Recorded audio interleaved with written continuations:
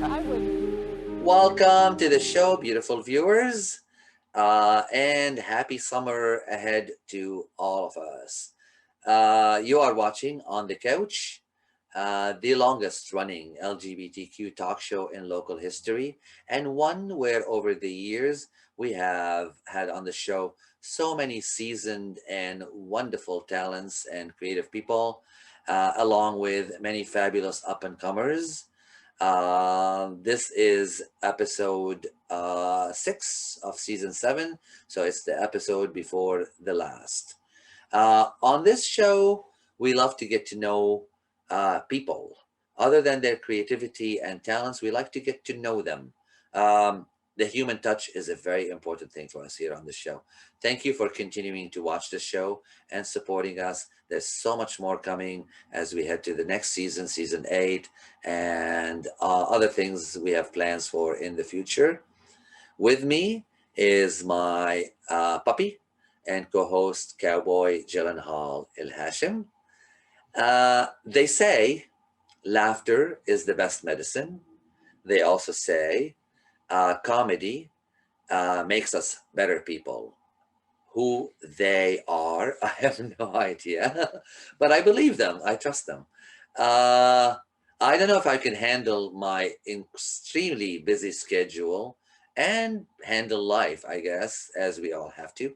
If it wasn't for dedicating at least half an hour, maybe an hour, depending on my time or where, if I'm strapped for time, a day to watch, read, listen to something funny, something that makes me laugh, something that makes me have a really good belly laugh. It's one of the best joys in life. They also say comedy is subjective, and they also say comedy is not universal. And I also believe them because um, our taste in comedies differ between what I think is funny is not what she thinks is funny, what they think is funny, what you think is funny. Yeah, comedy is absolutely subjective and it's an individual thing. But my guest today is one who myself and many of us have loved and enjoyed over the many years, including my parents. They're actually huge fans of my guest today. She is a comedy legend, a gay icon, a trailblazing national treasure. In her fourth decade of being in the business of show business, she is Elvira Kurt. Welcome back to the show, Elvira. Woohoo! It's about time. It only took a pandemic. I, we had you on the couch a few years back, and it was a pleasure. It's always a Loved it. pleasure. I feel Um, the same way. how are you doing? How are you making out with all the crazy year we've had? Horribly. It's horrible. I didn't. If you told You me can that lie otherwise and say if you say anything right, different, it would be a lie. If it you would be a lie. if you had said, you know what, just wait a few. Next time we see you, you're gonna look exactly like your yearbook photo from grade 10. And I would have said, you're a liar, Antoine. There's no way. There's no way I am turning back the time. And here I am in full Christy McNichol during family. This is it. I can't even believe. So that's how I'm doing. I'm doing as well as my hair. You're doing as well as your hair. All the waves of COVID are right up here. I got the first wave back here. I got a little bit I of think the gonna second like it. wave. It's very messy chic. All right, let's go with that. It's something only a person who has no hair would look at this I and would be say like, "I like the way you're going. I like what you're doing." I like your setup. Is this your private little nook? Yes, this is what I'm allowing you to see, and then outside the box, it's just a nightmare. It's It's a just a disaster. catastrophe. There's a small child is taped to a wall with a bowl of cheesies also taped to the wall. It's this is the most pristine You part of make the me entire laugh. setup. Yeah. You know what? Actually, the one advantage to filming in pandemic is usually we have a studio or a location. I got to see so many people's private homes during this year. I thought you were going to go right to the pantslessness because that's my favorite part. Is that I'm fooling you in the same way that my home is fooling you. Same way. You're wearing boxer shorts and they Or maybe not. Or maybe not. Who knows? Maybe just a full Winnie the Pooh here. You don't know. This is the trade-off. You don't get to, nobody runs your show. There's no director. There's no tech. I didn't have to go anywhere. And then the mystery is what's happening down below. And why can't you see when my hands go away? What are they doing? Am I happy? Am I suddenly happier? Yes, I am. Oh my God, my cheeks are already starting to hurt, and we haven't even started. Before we head to the next segment and the break, sure. we are here to talk about something very exciting. Yes. Basically a groundbreaking, and when I read that you've done that, it warmed my heart that this is happening. I couldn't believe I was asked. Yes, if a television show aimed at preschoolers. The show is called Miss Persona. So if anyone who's like 3 or 4 years old, you know exactly what I'm talking about.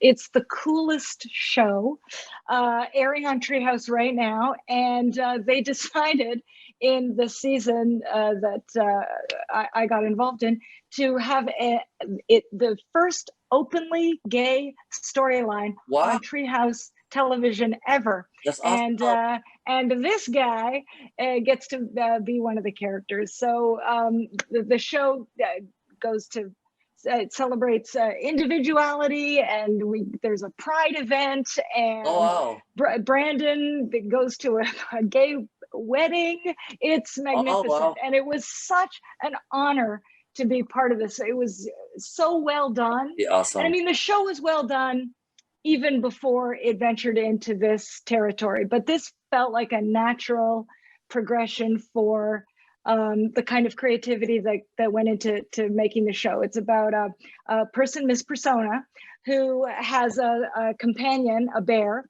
Brandon Bear, and Brandon is nonverbal, but they experience the world together. So Brandon experiences things through his human companion, Miss Persona, and as part of what they do, they go to a gay wedding, and Miss Persona's mother marries, well, you're gonna leave us again as you. So I get to be. I'm not the typically lesbians officiate weddings, but in this case, I got to get married. It's every dream come true. That's beautiful. So it was an amazing thing to be part of. Yeah. That's trailblazing. That's pretty cool. It really is, because when you think about it, I mean, I had kids that age, and we watched Treehouse. That was our channel. Yeah. And up until Miss Persona, you just looked for gayness or queer representation in the kind of code switching ways that we do, Antoine, right? Like you see, there's like the tomboy blue jay, or the sassy turtle, and you're like, well, that's something I can relate to. That's my people, right? And now it will be explicit. Now your entire family, if you're a same-sex family or any sort of variation, there you are, your representation is there. And if you're anything that falls outside of, I said a gay family, but honestly, it's like any family that looks different, then suddenly you'll see yourself in this one family, because it really is about all the stripes on the, not just in the flag, but just all the stripes. I'm a huge proponent and advocate of inclusion and representation. We need to see ourselves in media. We need to see ourselves represented. We need to be part of life, we are part of life, and we should be on TV, part of life. Yeah. Here's what I don't want to meet, Antoine, is anyone who's like, you know what I'm not a proponent of? Diversity and inclusion. Those are the people that I want to see. I hate inclusion. Right? So this show is by being so specific, it becomes universal, because everyone feels different or on the outside, or they don't quite fit in, and then suddenly there's this opportunity to project yourself, and you don't have to look for the coded characters. They're right out there, and kids don't see any of that. They just see joy and happiness and experience. It's gonna be beautiful for kids. It's fantastic. If I had this show when I when my kids were 3 or 4, this would have been like a game changer, because I had to go through the experience of my kids feeling like their family was different, because they suddenly they didn't see it anywhere, and they go to school, and then suddenly it's like, oh, wait a minute, my family looks like this. But if they'd grown up seeing a family that looked like their family, they would have felt more comfortable, or who knows. Yeah, what I'm just presuming that it's not going to be an issue any longer. I felt so proud to be part of it, that I teared up after every scene. After they finished finished filming any scene, I would be near tears. And then of course at the end of it, when it was just so, like, it really was. You could feel that what you were doing was something special.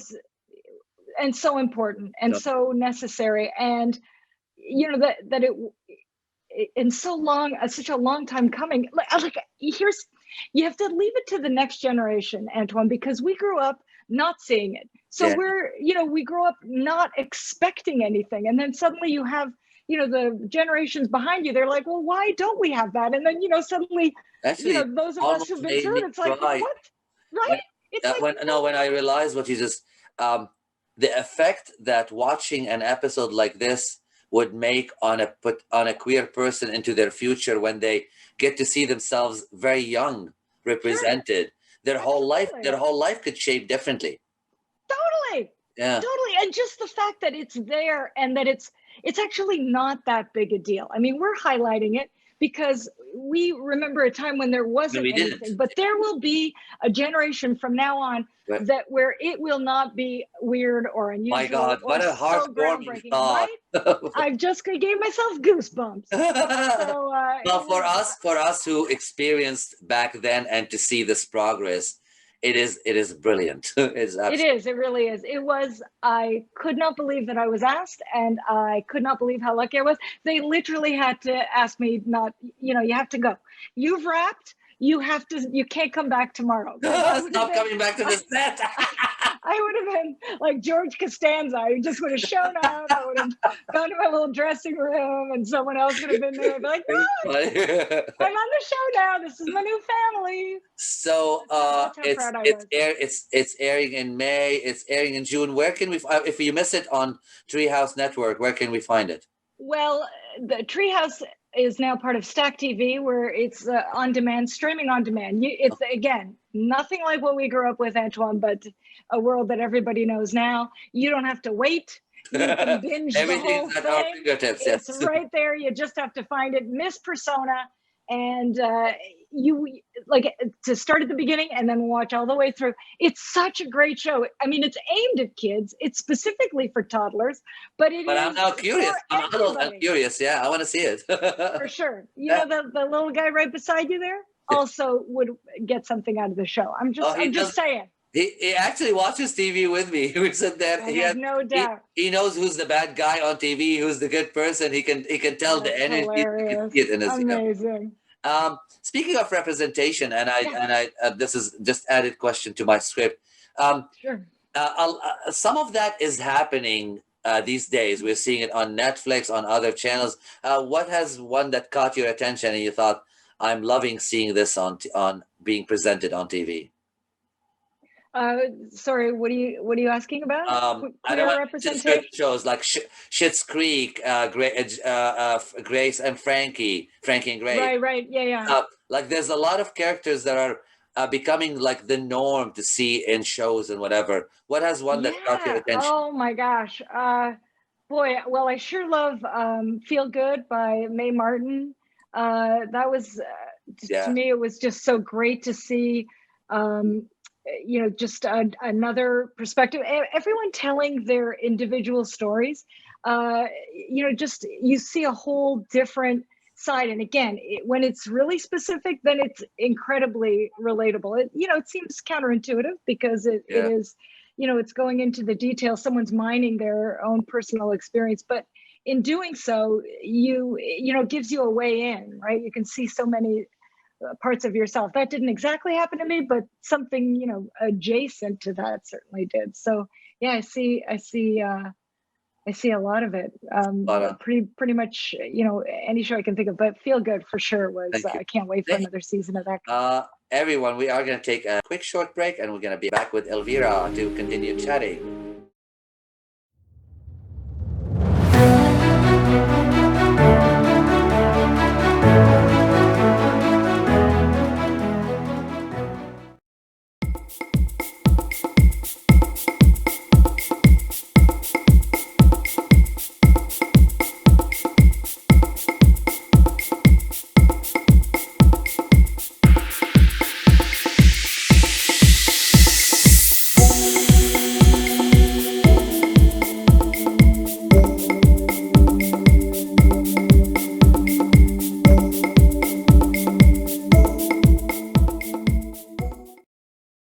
And welcome back to the show, everyone. We are chatting with the lovely and really funny, who is making me hurt from laughing, Elvira Kurt.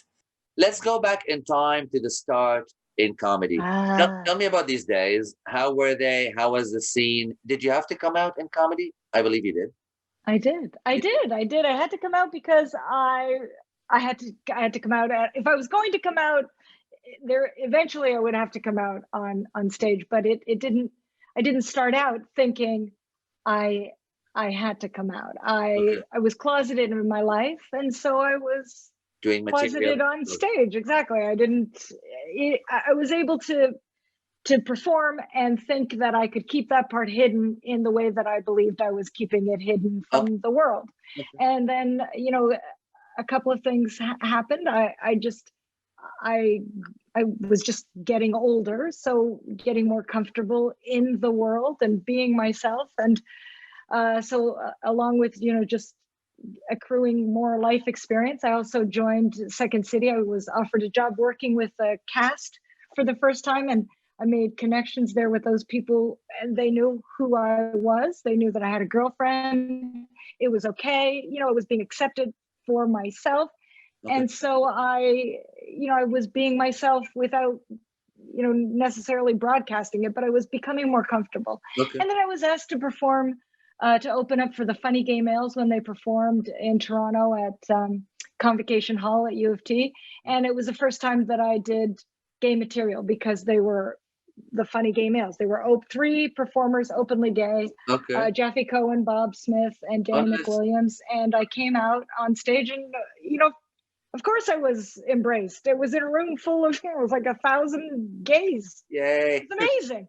So after that show, I could not go back. You can't go back. And be that person who had this sort of armor. I hadn't realized that how being closeted was affecting my stand-up, but I was guarded. I had, like I said, I had the wall, or this armor. I was very, combative, ready to, fight it out on stage. And then, after I did the show where I was with this incredibly accepting audience, I knew that I needed to be that person in this mainstream environment. And so, that began a process of a couple of years of coming out on stage. I would never come right out and say it.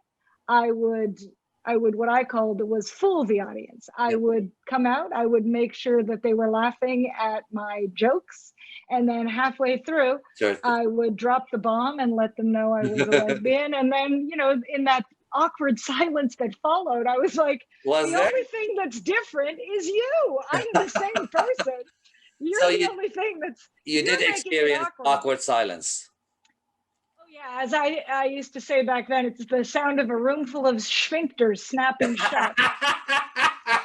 Shit. But once I confronted them with the fact that, that they were being hypocritical, well, then it was easy. I did all the work for them. I first made them feel safe, that they were with a funny person. Yeah. Then I gave them new information, and then I took care of them, because I acknowledged their reaction. I held their hands through it, and then we moved on from there. And I love this.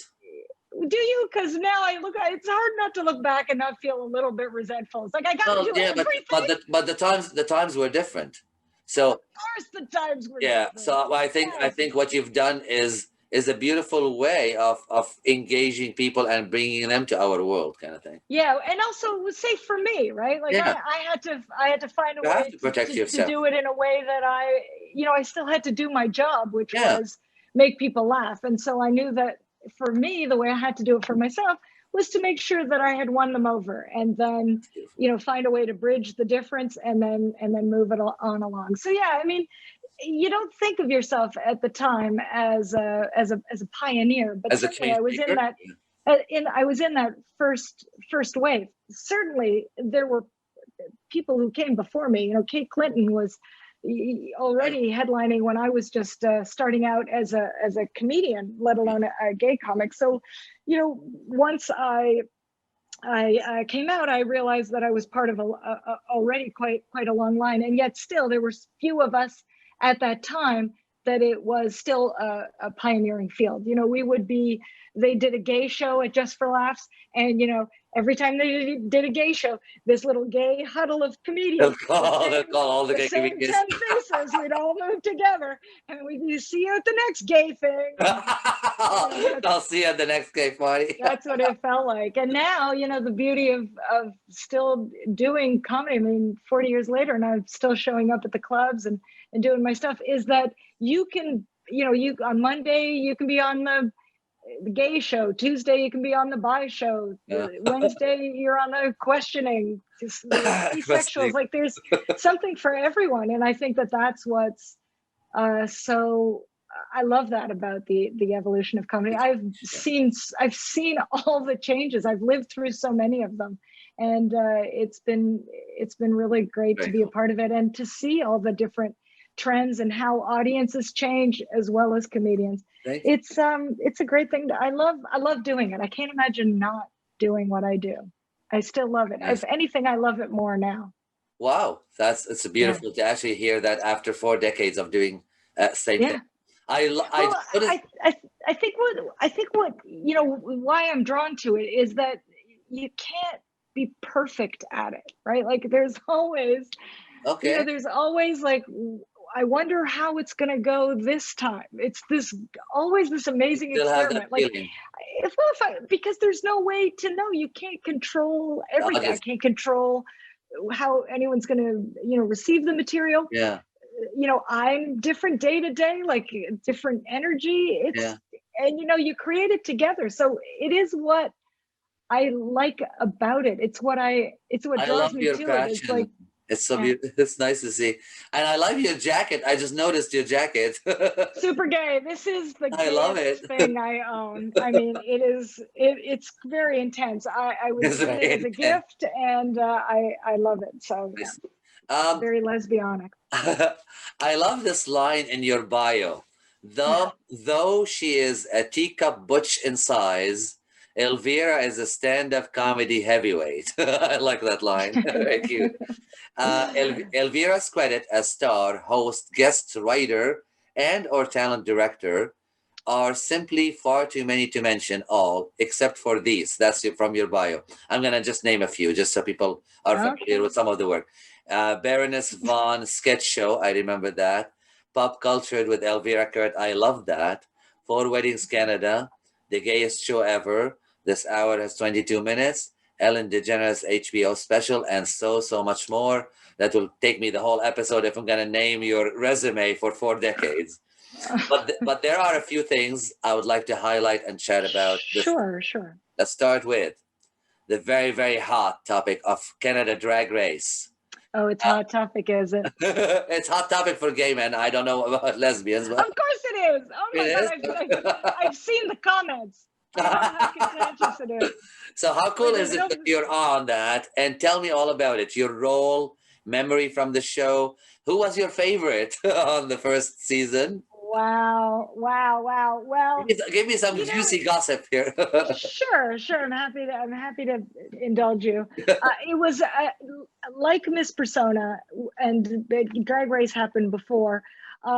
It was a moment where after every episode, those of us who were queer especially. I mean, everyone had a pride. When you make a show, regardless of what it is, you know, in order to do your best, you are invested in it. You Proud of find a your way work. to, well, yeah, you find a way to love what you're doing. Yeah. And, But this you know, felt even, special. well, it was the first time Yeah. every day Yeah. I felt like driving there to the set. It was like, I am so proud to be the Part of it. giant Leslie. I'm bringing my deep Les energy to this, to, you know, like gay history. It was amazing. I just loved the representation. And what made it interesting is because I'd already had this extensive part of my career. You know, when I'm not performing stand-up, I have already been working in television. I work with the same crew who walking into the workroom one morning, and all the camera guys that I know from these other shows were setting up their shots, and you know, I knew that they'd have to spend, you know, set up their cameras and just do those panning shots of the pit crew, right? Okay. Starting, you know, they'd have to the tight package on the tight close up on the package, and then panning up, like, and this was the job. Like, these are, you know, straight, the grizzled dudes, and you know, they're gonna have to lock off the shot on some guy's package and then just hold it and then move up to his oiled tanned body. This unusual experience of getting to, of being on Drag Race and feeling like what it must be like for straight people to work on a television show. It's their world. And you know, I don't notice it when I work on these straight shows because I'm so used to being in a straight environment until I'm in an all gay environment, and they're the ones for whom it's unusual. Do you know what I mean? And then suddenly it's like, oh my God, this is what it must feel like to feel part of the dominant culture. Like, my whole world is here. It's not apologizing. It is who it is, and it's being celebrated. And so, you know, that's like to understand just how much we carry as queer people, this having to toggle back and forth between our realities, right? Yeah. Like, you go out to, you know, your gay pride and you are surrounded by your gayness. Imagine that every day, you know, during a shoot. And, you know, then you suddenly feel like, well, this is what the world could be all the time. Must have been a really instead awesome of just a visitor. Oh, that was amazing. It was fantastic. Now, did I have a favorite? I did have. I know them all, so I would have. You know, I had favorites. You know, from week to week. okay. I would. You know, I gravitate. Lemon to me.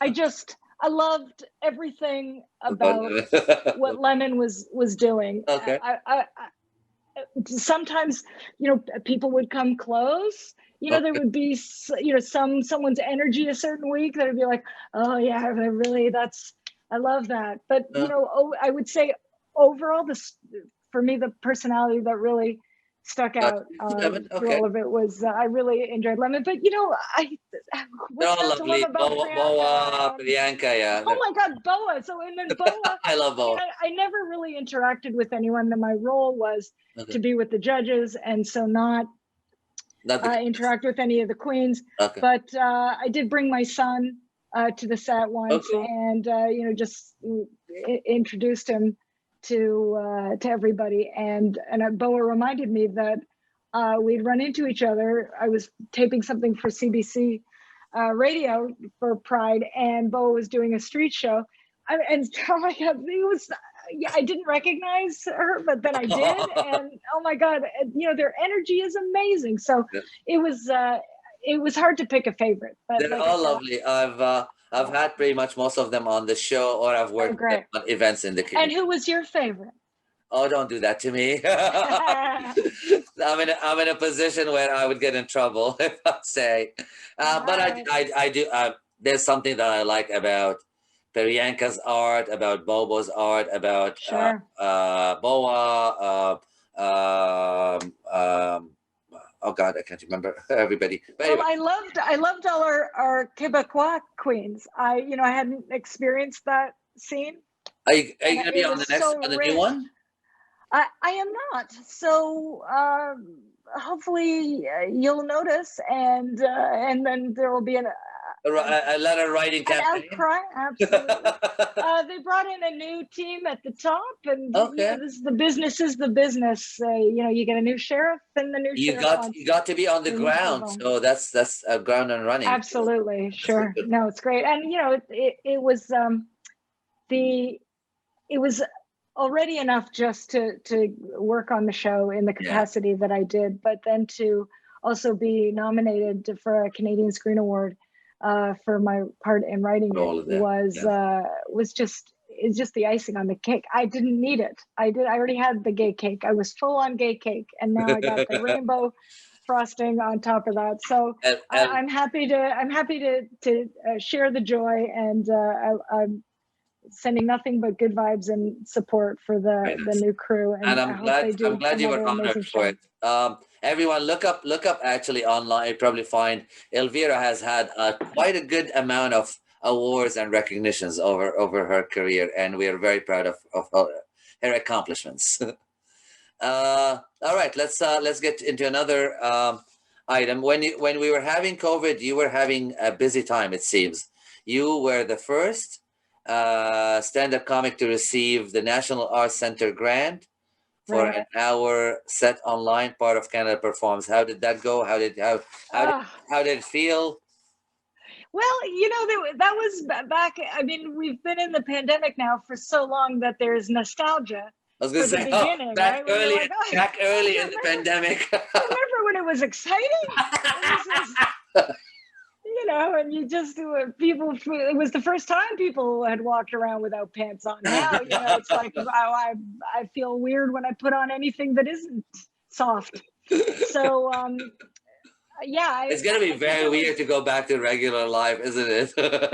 Sure, Yeah. it sure is. Yeah. Just going anywhere. I feel You got to see semi-feral somebody in as it person, is. not on the screen. It's gonna be horrifying. Right, and then like the social, will barely be able to socialize. You know what I mean? Like there's so much fear Yeah. So about this it is being how it's over. set.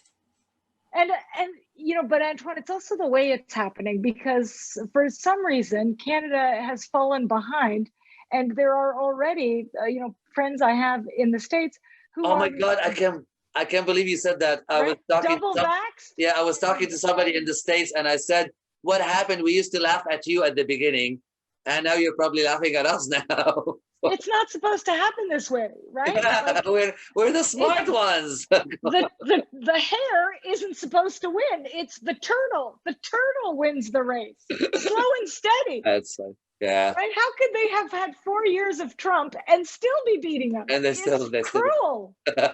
So, yeah. but back at the beginning, Yeah. when it was an exciting new thing, I was as pumped as anybody to see what could be done in this new format, in this new medium. I would, like everybody, I had not come up in the generation that I belong to where you did anything to a front-facing camera. Yeah. Right. There's some people for whom it has not been weird, or it was just a seamless transition. Yeah. For me, it was like I was duct taping my cell phone to a broomstick, and so I applied for this grant. I'm like, what if this is the only money I make for the next 2 years? And they said yes, and then suddenly I had to do it. I just had to do it, and I did it. I imagined that I would need to create an environment and do exactly what I do in a club. So I cleared out some space, and I did a stand-up show for an hour, and all I could see were little camera, a stream of little yellow. It was like, I hope it's yellow. I couldn't tell if it was laughing or crying. What I knew was that as long as it wasn't the little poops, I think I'm doing okay. I guess, I don't know. That's so, correct. It was That's correct. I got you. Like, to not have a live audience or any sense of awkward for a comic. And again, this doesn't apply to every comic, but my own style is very extemporaneous. I really am very much about what is happening in the moment. So if I can't even talk about the energy in the room, because there's no room and there's no energy. I mean, it was just, Yeah. it has been such a bizarre phenomenon, and yet I have adapted. I can do it sitting down now, so that I'm kind of You have been doing other experimenting. shows? You have been doing other. Yeah, Yeah. sure. I've been experimenting with this form. Do you know what I mean? Like, this is like, what can I do To make in this. here? Yeah. And, I've gotten used to the fact that I can see myself, which is never not That's horrifying. actually I very don't want odd. to see this. I keep looking from your screen to mine, and I don't want to see myself because I want to talk to the guest. I don't want to look at me. Right? Right? Because Yeah. all I see are issues and problems, and this I've I'm talked. never gonna. I mean, I've interviewed so many. I've actually escalated the amount of interviews that I've done during the pandemic. And like, let's say to a singer, it's still odd to not to be singing to a live audience because you can get the instant reaction. But to a comic, it's even more bizarre not to get the instant reaction. Yes, musicians, this is worse. This is worse. Because you can just sing your little song. Yeah, stop crying. I gotta come up with new material and then test it to nobody. So actually, that's yeah. How do you know if it's gonna be? How do you know if it's funny? You don't. I have no idea, but I'm enjoying myself no matter what, and I need the shows. I need it. I will, if this is all the connection we have, I'll take it. Ultimately, that's the end. That's the most important thing. If it keeps us going and motivated. You hosted also during the pandemic Queer Pride Inside. Oh my God, what a thing that was. Yeah, that was bananas. Well, I went into the space with remote controlled cameras and that's very safe. I didn't have any, I didn't have a teleprompter. I wrote, my part was the only part that was live. Everything else was pre-taped. So I was basically throwing to the most incredible lineup of entertainment, and video. You can still find it on CBC Gem.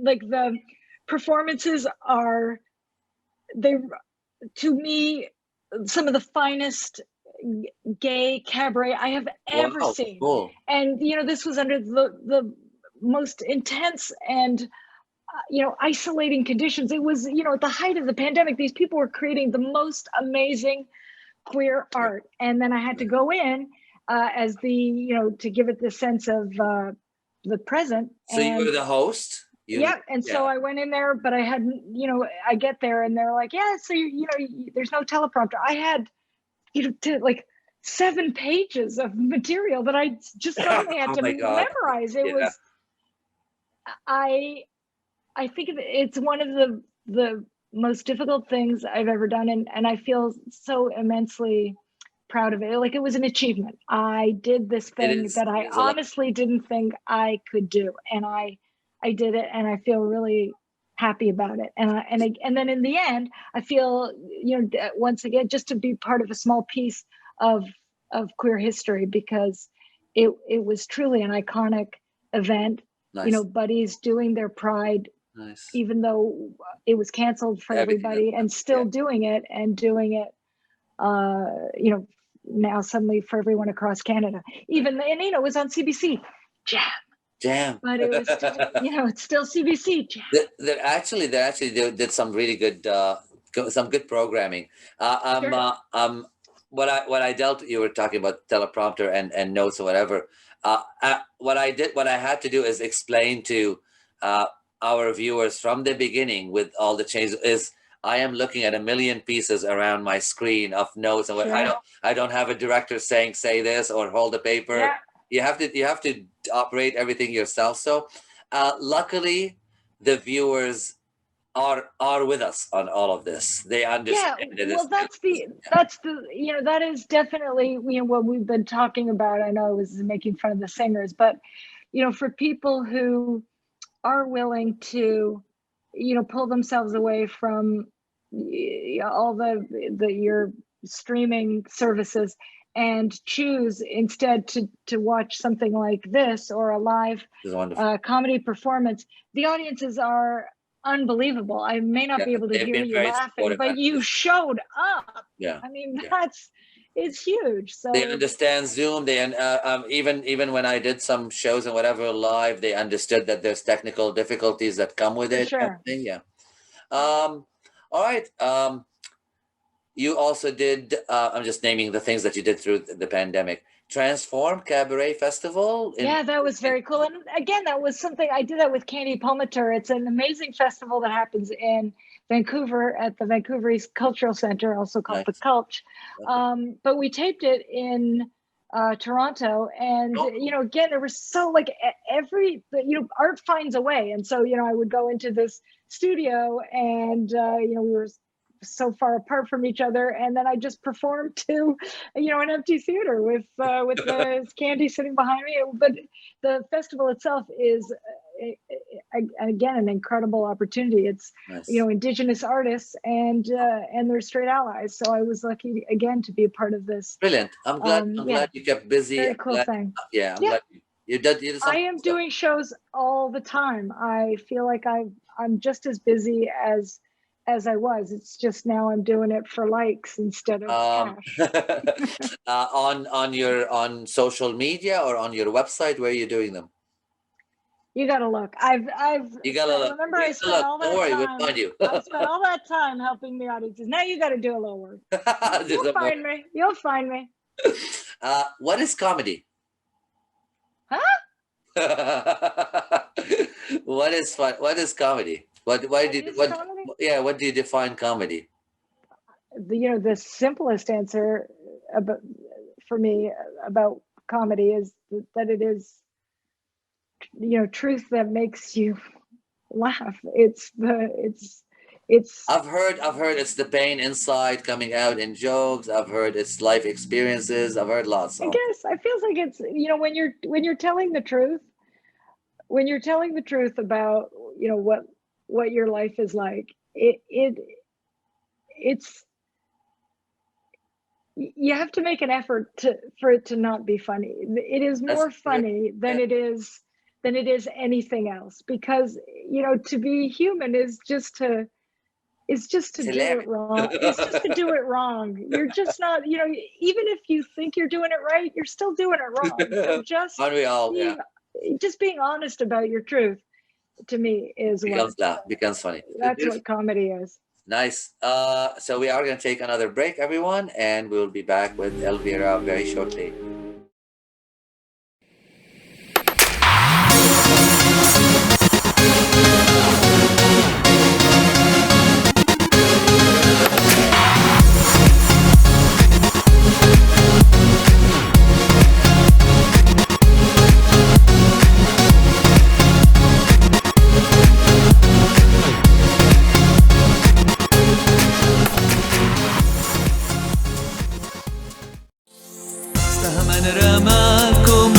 سهما رمانا وقعنا سويا سهما رماكم سهما رمانا وقعنا سويا. Just like I'd never gone, I knew the song. Sweet boy with eyes like the desert. All right, we are back, and in this segment, you've been on the show. You've been on this show. I don't know if you remember. In this third segment, we usually take some time to get to know you more, the person behind the persona. Okay. Or a personal level. So Sure. tell us a little bit about your upbringing, current family life, whatever you would like to share with us to get to know you. Well, I mean, I guess I would be rehashing what I've told you on previous couch sessions. I am the only child of Hungarian immigrants who are still healthy and in the pandemic, living independently. Never not the source of, they are the source of both my trauma and my joy. It's amazing. Thank you. My parents are similar. That both things can be true. So, and are yours living on their own? Yeah, they are. Yeah. Okay. So you, as an adult, we all had the experience of taking our elderly parents for their vaccine. Yeah. And with my parents, Oh my God. They're in great shape.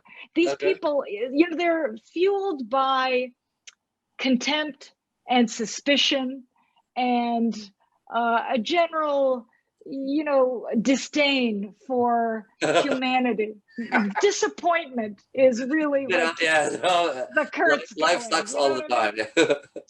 So, they bring this to every scenario. And even though we are going to this amazing thing, this Scarborough campus has been transformed into a giant vaccine clinic for old people. Okay. And so I take my parents in there, and they still walk in with a weird sense of like entitlement somehow, they without any sense of appreciation or this is how lucky we are. Look at, we live in this world where this is happening, and what a mind-blowing, awesome thing this is. My mother walks in, she's like, I like the Moderna.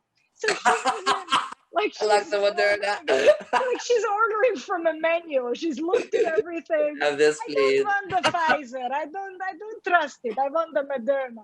And everyone's looking at her like, you get what you get, and you don't get upset. Sit down, and you get. Actually, it reminded me. That's why my parents are fans of yours. They loved the accent when you were doing your mom. that was the hook that always like, oh my God, she's so funny. Yeah, that's great. So I took care of the Kurtz. They're all sorted. My dad, he was very upset that, the second needle isn't coming for several months. He trusts Dr. Fauci. Fauci says. Fauci says. So my dad was like, we're going to come back in 30 days. And I'm going to, I'm going to ask them if I can have the second one. So the Kurtz, they're still like, they live in Canada in 2020, but they act like they're still escaping from Hungary in 1954. It's like, we're gonna go and there's no light. We're just gonna bust through, and I'm gonna make them give me my second shot. I don't think we can take the back home from out of our parents. It will all be in them. Yeah. No, and it's true. It's also what I love about them. So then, completing this picture is that I have children of my own. You do. And the bond between my kids, I have a 15-year-old daughter and an 11-year-old son, and they love my parents. So somehow it has skipped a generation. This is a love affair for the ages, and I just stand on the sidelines going, really? That's sweet. You all get along. No trauma. There's no issue with the way she's criticizing. No, you're okay with that? Okay. Oh, good. Yeah. So, and everyone in my bubble, knock wood, everyone's safe and healthy. So we're hanging in there. That's awesome. The kids are, they're having a hard time with. I was going to say, how are they handling it? Yeah. Everyone's losing it. We're all barely keeping it together. I have nephews and niece that is really starting to affect them too. So. Yeah. Then nobody's happy. Nobody wants to live like this, but it's what we got. So we're just hanging in there. Well. What brightens up your day? What inspires you, in general? Not now, not in COVID. Right. I have, like most people, I was very late to cooking because I had a very traumatic relationship to it. Okay. Thanks to my mother making it very unpleasant to be in the kitchen with her. So I kind of avoided cooking my whole life. And then I had kids and I needed to feed them. And suddenly I started getting into cooking, and so now I can spend days on end, like going to it, and that's how we've been traveling. It's like, who wants to go to China tonight? Let's do some crazy flavors. It was going to be a question later of what dish do you cook the best, but you're answering me now. So what dishes are your best? Well, in order to get myself into the kitchen, because as I said, I was not naturally inclined, honestly, till I was 50. So not even a full 10 years have I been only in the kitchen. But my way in was, I asked myself, well, what do I like to eat? My favorite food to eat is Asian food, and Asian cooking, Korean, Vietnamese, Chinese, Szechuan. And that's, I remember taking a computer into TNT, with what's in an Asian pantry, and I just bought everything. So just give me all of those stuff so I can cook. what I'm missing is working with with like an Asian grandmother who would show me the shortcuts and all the skills. Oh, that would be cool, right? Without that, I've got the recipes, and I've got the will, and I've got two very fussy children with incredible palates. So there's always like, this needs more umami. I get a lot of. It's funny you're telling me this because similar, my sister only until recently that she really braved the kitchen, and now she's making really cool food. But I guess the pandemic almost also kind of pushed her. There's nothing else, and she wants the children to be healthy, so she's been dabbling with some really cool recipes. Yeah. Well, I was also given by by my bubble pizza oven. I got a backyard, like a little portable pizza oven, and then suddenly the crust, the perfect crust, has become my holy grail. And interestingly, for someone who performs for a living, having an outdoor pizza oven is sort of a seamless transition, because people gather, and I do this performance of making pizza together. Like it's a way to make art, and then I perform it by serving that's it. awesome. It's a captive audience, and with the same results. And in the same way as with comedy, there's no way of knowing how this one's going to turn out. Everything is practice. I think I'm really drawn to like putting myself out there without a safety net, and I think that what comes out of it. I like that for sure. Beautiful. Okay, well, if you recall on the show, we usually finish with a game of quick questions, and you're just going to answer whatever comes to mind. So, all right, we're ready. Your horoscope? Sagittarius. Me too. When's your birthday? 27 November. And my daughter's November 26th. My mother is November 29th. I'm December 9th. Oh my God, we're all, and my sister is Sagittarius also. So we got. Oh, what's her birthday? December 2nd. Oh, okay. Well, I have a very dear young person whose also birthday is December 2nd. Lots of Sagittarius rocks. And also year of the ox. So this is my year. I'm in my year. I'm having my year. Do you believe in horoscope? I believe I do. I mean, I'll tell you, this should give you a little insight is my partner, when she was pregnant with my daughter, the birth date was going to be very close to mine, December 13th. And then my partner had this health condition that required her to have a C-section. And so they scheduled it, they picked a date in November. And I said, in a room full of medical professionals and my partner at the time, I said, is there any way we can wait, given that it's the mother's safety is paramount, is there any way we can wait a week and not have a Scorpio baby? I felt like without any of my genetic material, at least we'd have that in common. And bonus to the world, one less Scorpio. I love you, Scorpio. I love you. I love my Scorpios. My mom is Scorpio. Friends, not as parents, not as lovers. Friends, the best friends. Sweet. Your favorite time of the day? Well, I do love first thing in the morning, but I also like going for a swim at sunset in a lake in the summer. So I don't mind. Your favorite evening drink? Favorite evening drink? I am the one and only thing that satisfies me at any hour. A nice cold beer, crisp. Nice. Clear. Nice. A lovely Pilsner. You're making me want. In a frosty mug. Has to be a frosty mug. Your favorite color? Currently, I'm going to go with like a green, a nice bright green. Okay. A Kelly green. Okay, I like it.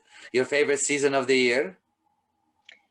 I think I really enjoy summer. I think I enjoy summer. I will, really lean into winter because it's what you have to as a Canadian. But There's I way like too the much long. coffee, so we have I to. like the long days that summer Yeah, brings. summer is So I like that outdoor time.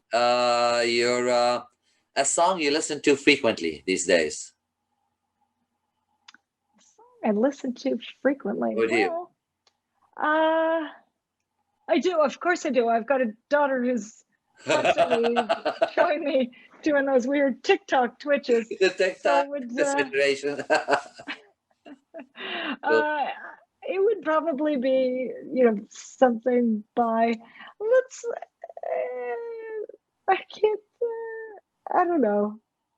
I don't know. Can't think of it. It's just so whatever's, well, not that I can't think of it. It's just, it's genres more than anything. Yeah, there's a, okay. And my daughter So right now, my daughter's, yeah.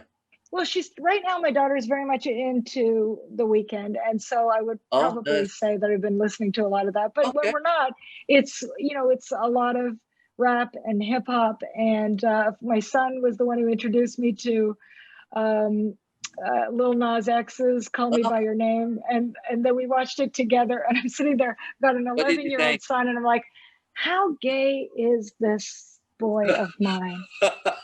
How is this making him gayer, or is this as gay as it's gonna get? I think I've got a little hetero dude who's very comfortable with his sexuality, but he thought it was the best song ever. Best song ever. Cool. Are you reading any books lately? I am. I just finished. I just put it down. It was a very cool. Oh, so I like memoirs, and I just read this cool book called Heavy, and yeah, it was great. So I will probably be picking up another memoir. I haven't decided yet, but yeah, I like to read a lot of those. What quirks do you have? What quirks? I am a fastidious cleaner, and I have a passion for my Dyson vacuum cleaner. I've got more than one, because and right now I'm really into the trigger. I will literally walk around the house picking up dirt. I feel like it's, when things are out of control, the tidiness is something that brings normality to life. So it's like